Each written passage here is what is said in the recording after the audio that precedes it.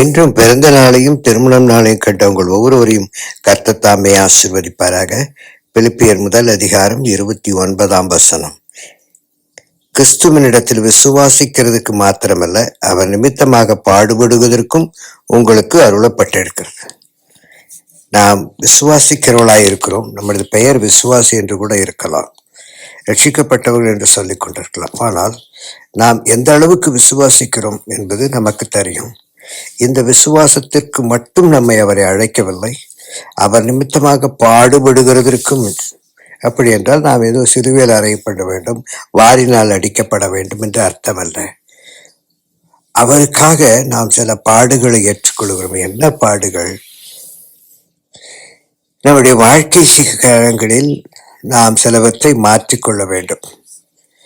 நாம் நம்முடைய நேரங்களை அவருக்கு விட்டு கொடுக்க வேண்டும்.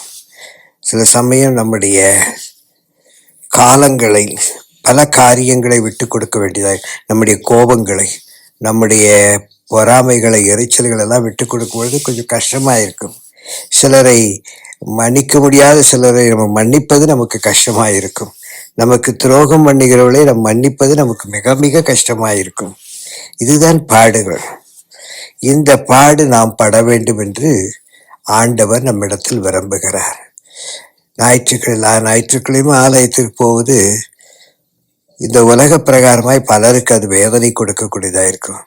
ஒரு நாள் தானே நான் ஓய்ந்திருக்கிறேன், அந்த ஒரு நாள் நான் கொஞ்சம் என்னை ஆசுவாசப்படுத்தி கொள்ளட்டும், என்னை நான் ரீஸ்டோர் பண்ணி கொள்ளட்டும், கொஞ்சம் நல்லாய் தூங்கி எழுந்திருக்கலாம், இன்றைக்கு செவமோ ஆலயமோ என்று தேவையில்லை என்று யோசிக்கிறோம். இந்த இடத்தில் நாம் ஆண்டவரை ஏற்றுக்கொண்ட பொழுது ஆலயத்திற்கு போவதும் நாள் முழுவதும் ஆண்டவரை குறித்து தியானிப்பதும் நம்முடைய வாழ்க்கையில் இருப்பது ஒரு பாடுகளாய் இருப்பது உண்மை. ஆனால் கர்த்தர் நிமித்து இந்த பாடு அனுபவிக்கும் பொழுது கர்த்தர் நம்மை உயர்த்துகிறார் என்பதுதான் சத்தியம். எத்தனையோ லஞ்சம் வாங்காமல் இருப்பது, நம்மோடு பழகிறவர்களை நேசிப்பது, துரோகிகள் மீது அன்பு செலுத்துவது, இன்னும் பல காரியங்களை இயேசு கிறிஸ்து இங்கு சொல்லிக் கொடுத்தார். ஆகவேதான் அவர் மனிதனாய் வந்து காண்பித்தார் நாம் பாடு அனுபவிக்க முடியும் என்று. ஆனால் இந்த பாடு எப்படி மரணத்தை உயிரோடு எழுப்பி கொடுக்கிற தேவனுடைய கிருபையை நாம் பெற்றுக்கொள்ள முடியும்? நாட் ஓன்லி தட், இந்த உலகத்தில் பாடுகள் உன்னை மேற்கொள்ளாமல் பாடுகளிலிருந்து நீ உன்னை விடுவித்துக் கொண்டு மற்றவர்களை விடுவிக்க முடியும். அவர் கலிலேயா எங்கும் சுற்றித் திரிந்தார், யூதேயா எங்கும் சுற்றித் திரிந்தார், குஷ்டரோகிகளை தொட்டு சுகமாக்கினார். அவர் இந்த பாடுகளை ஏற்றுக்கொண்டார். தன் குடும்பத்தோடு வாழ்ந்து, தன் குடும்பத்தில் சந்தோஷமாய் இருந்து, என்னெல்லாம் கல்ச்சர் இருக்கிறதோ அதையெல்லாம் பின்பற்றி அவர் வாழ்ந்திருக்க வேண்டிய ஒரு வாலிபன். ஆனால் தன் வாலிப பிராயத்தில் பிதாவுக்காக அவர் உழைத்தார். இந்த உழைப்பு ஒருவேளை நமக்கு பாடுகளாய் இருக்கலாம். குடும்பம் என்றே போய்கொண்டிருக்கிறோம். குடும்பம் தேவை, குடும்பத்திற்காக வாழ வேண்டும். கடைசி வரைக்கும் அவர் தாய் கூட தான் இருந்தார்கள். அந்த தாய்க்கு கூட அவர் சிலுவையில் தன்னோட சீஷனை கொடுத்து ஆறுதல் படுத்தின தேவன். ஆனால் குடும்பம்தான் முன்னென்று போனவர்கள் எத்தனையோ பேர் இருக்கிறார்கள். என் அன்புக்குரியவர்களே, ஃபர்ஸ்ட் காட், இரண்டாவது குடும்பம், மூன்றாவது உன்னுடைய ஊழியம். இது சரியா இருக்கும் பட்சத்திலே குடும்பம் அழகாய் இருக்கும்.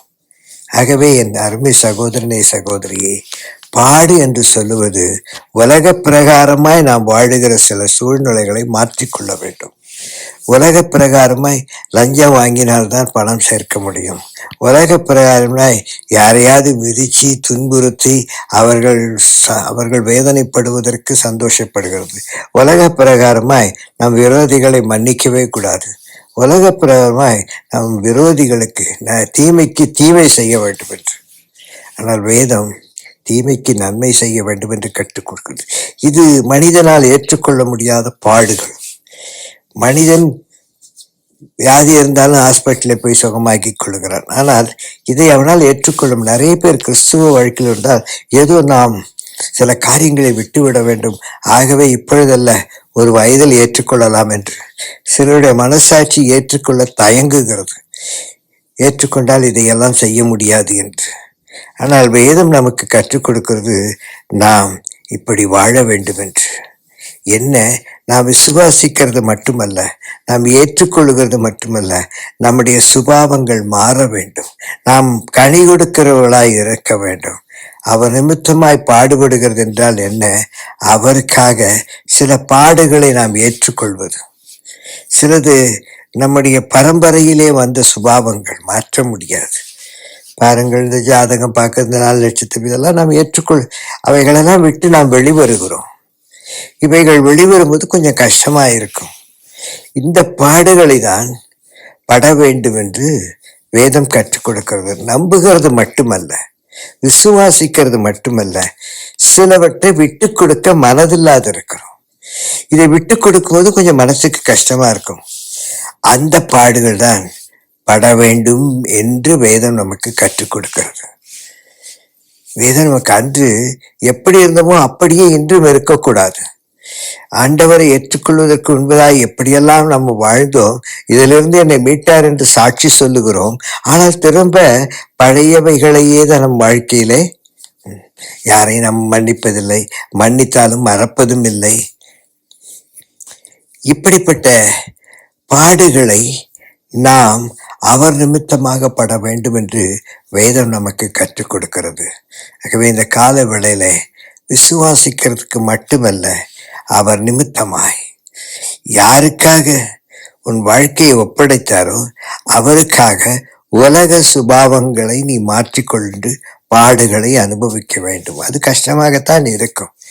எல்லாரும் இப்படி இருக்கிறார்கள், நான் மட்டும் இப்படி இருக்கிறேன், கஷ்டமாக தான் இருக்கும். எல்லாரும் மாலுக்கு போகிறார்கள், நான் ஆலயத்திற்கு போகிறேன், கொஞ்சம் கஷ்டமாகத்தான் இருக்கும். எல்லாரும் சினிமாவுக்கு போகிறார்கள், நான் ஆலயத்திற்கு போகிறேன், கொஞ்சம் கஷ்டமாகத்தான் இருக்கும். ஆனால் இந்த பாடு அனுபவிக்கும் பொழுது ஆபத்து காலத்தில் தேவன் உனக்கு அனுகூலமான துணையாய் இருப்பார். மற்றவைகள் ஆபத்து காலத்தில் உங்களை கைவிட்டு விடும். இயேசுவோ ஆபத்து காலத்தில் உனக்கு அனுகூலமான துணையாய் இருப்பார். ஜெபிப்போமா? அன்புள்ள இயேசு சுவாமி, எல்லாவற்றையும் பொறுப்படுத்திக் கொள்ளும். இந்த பாடு அனுபவிக்க நாங்கள் எங்களை தாழ்த்தி ஒப்பு கொடுக்கிறோம். இயேசுவின் நாமத்தினால் பிதாவே, ஆமேன், ஆமேன்.